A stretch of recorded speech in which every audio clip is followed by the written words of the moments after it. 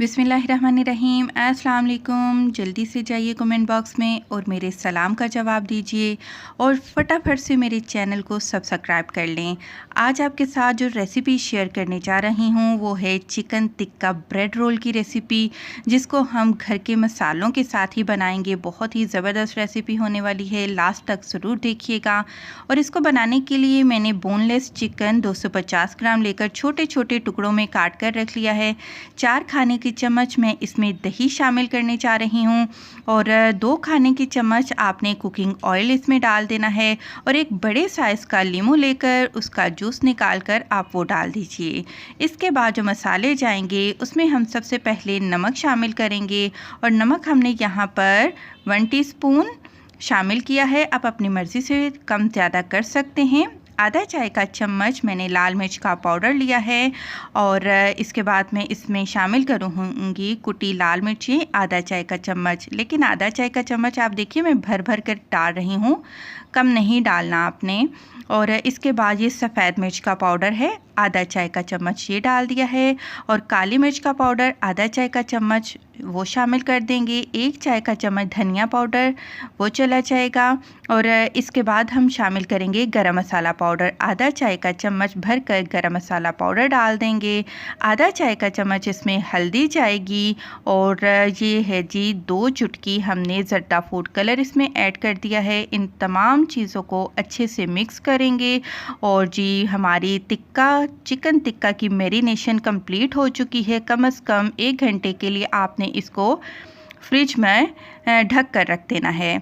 जब 1 घंटा मुकम्मल हो जाएगा तो आपने फ्राई पैन लेना है और सिंपल उसमें ये मैरिनेट किया हुआ चिकन डाल देना है। क्योंकि हमने इसमें तेल भी शामिल किया है इसलिए हमें एक्स्ट्रा तेल डालने की बिल्कुल भी ज़रूरत नहीं है।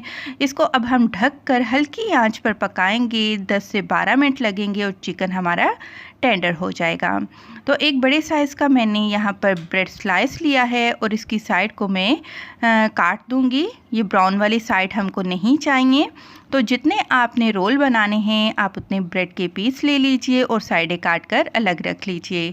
अब रोलर की हेल्प से हम इस ब्रेड को चिपटा कर लेंगे ताकि हमें इसको रोल करने में आसानी रहे। बहुत ही आसानी से ये हो जाता है क्योंकि आज हम बेकरी स्टाइल से ये चिकन टिक्का रोल बना रहे हैं।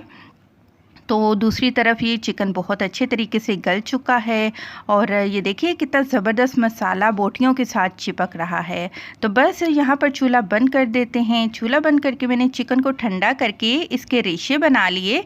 आप चाहें तो बोटी से भी ये चिकन रोल बना सकते हैं। और ब्रेड की एक साइड पर मैंने अंडा लगाया है ताकि ये अच्छे तरीके से कवर हो सके। और इसको अब अंडे में अच्छे तरीके से ब्रेड को हम डिप करेंगे। दोनों साइडों को भी बहुत अच्छी तरह से हमने डिप कर लेना है और ताकि जो ऑयल है वो ब्रेड के अंदर बिल्कुल भी नहीं जाए। दूसरी तरफ यहाँ पर मैंने तेल रख दिया था गरम होने के लिए।